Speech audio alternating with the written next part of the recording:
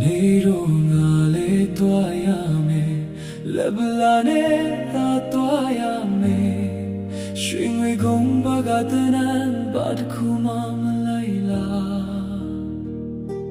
ချစ်တဲ့သူလေးချန်ခဲ့မယ်မုန်းတဲ့သူလေးချန်ခဲ့မယ်အဖို့စိတ်ကကူတော့သာနောက်ကနေလိုက်လာမယ်ဘဝဆိုတာမနဲ့ခင်ကနေပေါလေနေအောင်ထွေးရင်ပျောက်သွားတယ်